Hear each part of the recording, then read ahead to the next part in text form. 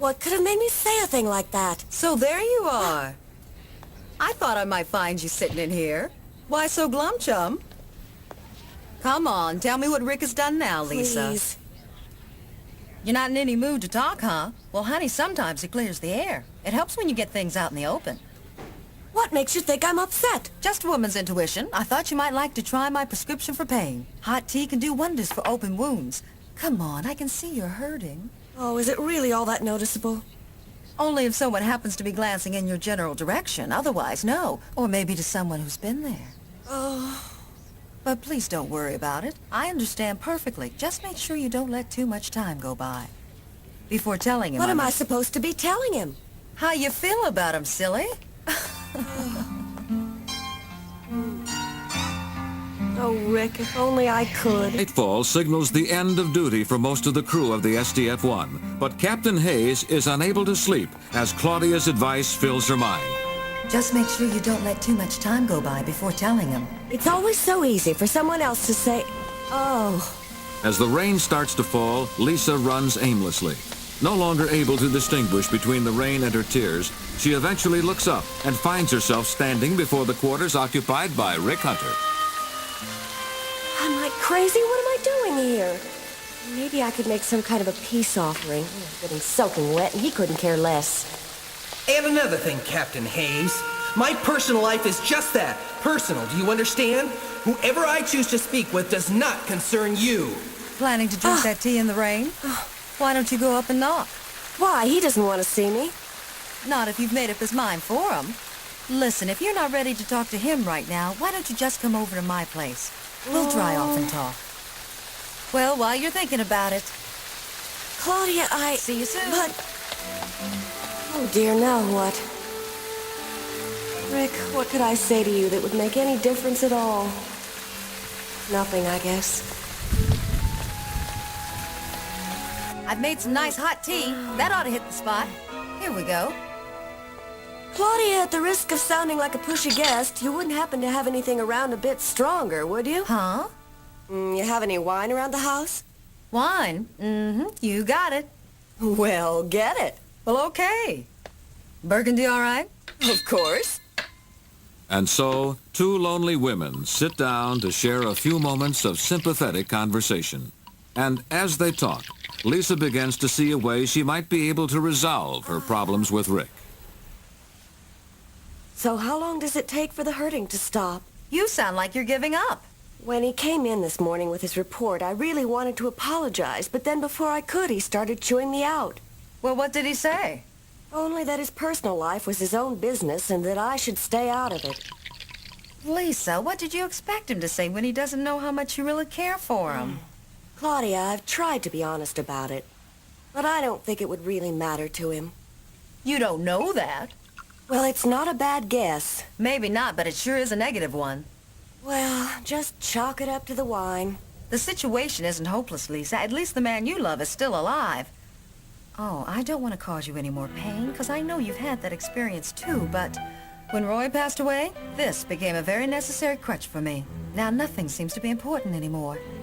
There is a difference, though. Why? You and Roy began hitting it off right from the very start. If that's what you think, honey, forget it. We were at each other's throats all the time. We nearly drove each other crazy. Oh? Do you want to laugh? I'll tell you about him. Let me tell you something. Right now, I'll take all the laughs I can get.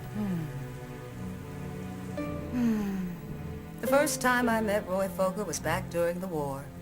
I was only a green recruit then, and they stationed me at the base where he was training. It was located somewhere in the boondocks of Wyoming, and I suppose that the men stationed there were starving for the sight of a girl. Any girl. And then we arrived, a whole platoon of us, and all trying to look terribly military and efficient. I don't think we were very successful. Hey, Roy, get a load of the new recruits we got here. Things are finally picking up around this place. At your service, lovely ladies. I'm Lieutenant Roy Fokker. Very nice. Somehow I knew he was going to single me out, and sure enough he did. I thought at the time he was the most conceited person I'd ever seen in my life. A week later, there was an enemy raid on the base, the first I had ever experienced.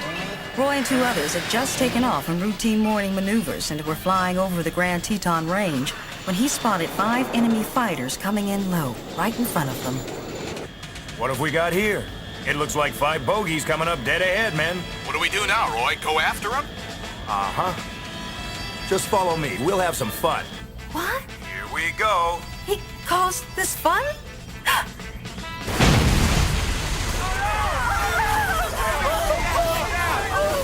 Okay, Claudia. This last bandit is for you.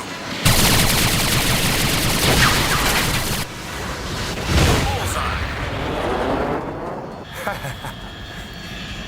And that was the start of so many things. Talk about a complex personality. At first, I didn't want anything to do with him, and I avoided him as much as possible. I even told him so point blank. But it didn't work. Roy Fokker was nothing if not persistent, let me tell you. So I finally agreed to a date with him. Date doesn't describe it. I suppose you could say that any kind of a date with a guy like Roy was a real education. Oh, yes. If my first impression of him was unfavorable, my second was even worse. I had been standing outside the place where I was billeted when I heard his car in the distance. He was 40 minutes late. You can imagine my shock and dismay when Roy drove up with 3 girls from the base in the car with him. Hi. Gee, Claudia, sorry to be late, but I was thinking that if 2 were company, 5 would be a real blast. Besides, there's lots of room. Am I right, ladies? Yeah. Well, what are you waiting for? Come on, hop in. No, thank you. Hey, Excuse me. wait a minute, Claudia. Oh, let her go. Yeah, come on, Fokker, let's go. Let's all go to a party, Roy. Oh, please, Roy. Come on, she probably wouldn't be any fun. Oh, come on, Roy.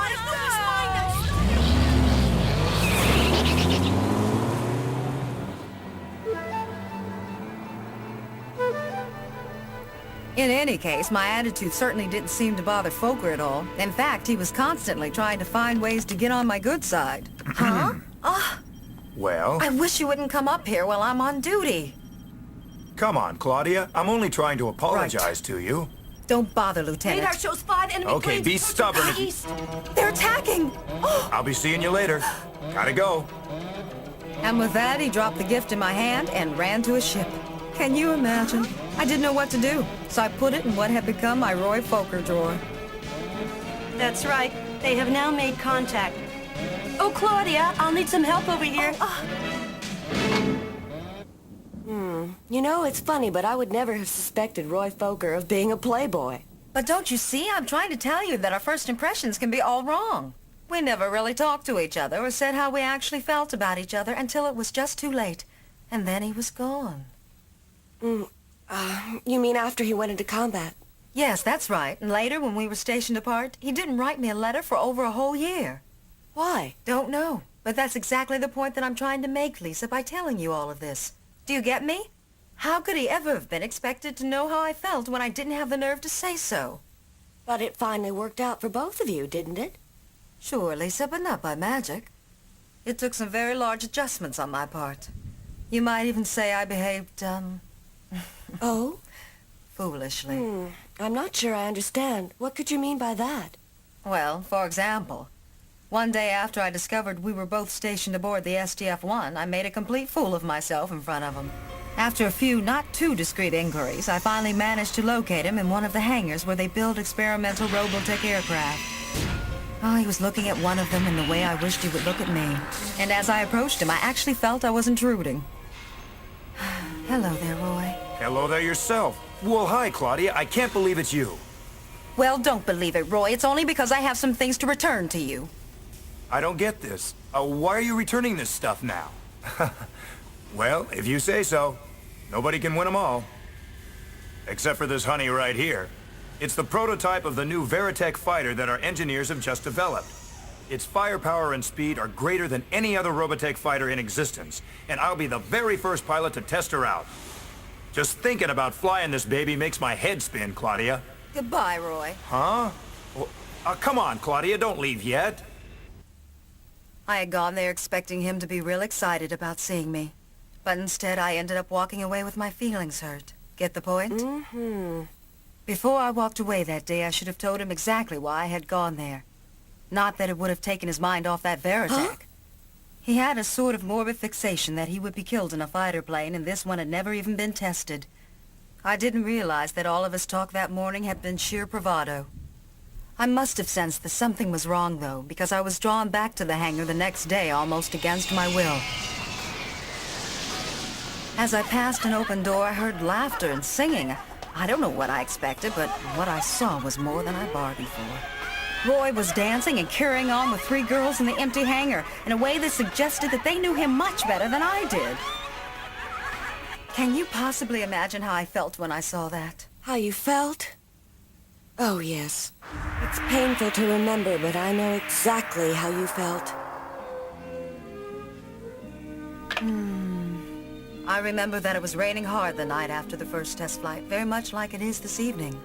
Lisa! Oh, I'm listening. It was shortly after you and I had become roommates. I think you had moved in just a week or 2 before, remember? You had said that you were exhausted and wanted to go to bed early that night, which was fine with me because I was working early shifts in the control tower that week. I think I had only been asleep for about an hour when the telephone started ringing. I guess I was pretty groggy because I had the impression the phone had been ringing for a long time before it woke me up. You must have been completely exhausted because you didn't even stir as I checked the time. And I must confess that I wasn't particularly anxious to get out of that warm bed myself. I just couldn't imagine who would be calling at that hour. Lieutenant Grant speaking. Hello, Claudia. Did I wake you up? I hope you weren't sleeping. Roy, is that... I've got to see you, Claudia. Please, you can't say no. Do you have any idea of the time? It's midnight, so what? Are you crazy? No, listen, is it okay if I come up? What? You can't be serious. I have never been more serious in my life. Okay, why don't you come out here then? Come out where, Roy? The phone booth right in front of your apartment. You're here? Yes, I'm here. Now, it won't take long. Will you come? Wait there. Would I come? Oh, wild horses couldn't have stopped me. All of a sudden, that heavy rain outside became a light spring shower. All that mattered to me was that he was out there. Hi. Sorry to ask you out in this raging rainstorm, but I just had to see you, Claudia. Oh, look at you. You're soaking wet. Oh, don't worry about it. Okay? I shouldn't have come. Boy, is there something wrong? Something wrong? Yeah, you might say so. I saw you standing there outside the hangar the other day. Well, it bothered me a lot. It probably didn't mean anything to you, but there's a reason why I act like that sometimes, and I just wanted to explain it to you. See, I've never told anyone my deepest feelings, Claudia, but I want to share them with you. So listen, please. Every pilot has to live with fear, especially because he knows the consequences of the smallest mistake. And every time a test pilot goes up, he wonders if it'll be the last time. But we do what we have to and force ourselves to go up anyway. It can be more dangerous than combat because you have more time to think about what you're doing. And lately, I've become convinced that the next time will be it for me. It'll be the last time. Why do you do it then? If that's the way you feel about it, to continue is insane. Why don't you just walk away from it? Why keep risking your life expecting to die? Because I know that the fear is temporary and sooner or later it'll pass, like it always has. So many times before. Besides, who else is going to do it? I mean, there's a desperate need for experienced pilots. You know that. The war crippled our military capabilities, and those of us who survived that have a responsibility to future generations. Believe me, I can't walk away. Which finally brings me to the reason I came here tonight, Claudia. It's true that in the past I've liked having a lot of girls around, but I can't talk to any of them. Am I being clear? Don't you see? I need someone to talk to about these things, just like tonight, Claudia, and the only person I can think of now is you. It's okay. I'm here. Please forgive me. I mean, those girls meant nothing to me, Claudia. Nothing. Nothing. Strange, Lisa, but neither one of us ever mentioned that night again. At least you were there to help. But even that night, I couldn't tell him. I would never have thought Roy Fokker capable of such sensitivity. It was quite a revelation for me at that time, although I am sure deep down inside I knew it all along. But look at all the happiness I lost with him, just because I wasn't able to return any of the confidence he had given to me. My biggest mistake was not saying what was in my heart. I just hope that you won't let the same thing happen to you, Lisa. Huh? Now who do you suppose that could be? Commander Grant. Yes, of course, Captain. She's right here. Well, of course you can come over. We'll be waiting for you. You're kidding. He called from across the street. You're serious? You bet I am. Now I want to have a drink with this fella, okay? So will you get out of here? What'll I say? What will you say? If you don't know that, then we've wasted this whole evening. Anybody home in there? Prince Charming's here. Coming. Go on now and take this with you. It's a great little icebreaker. Hey, come on, it's pouring out here. Don't keep him waiting, Lisa. Good night.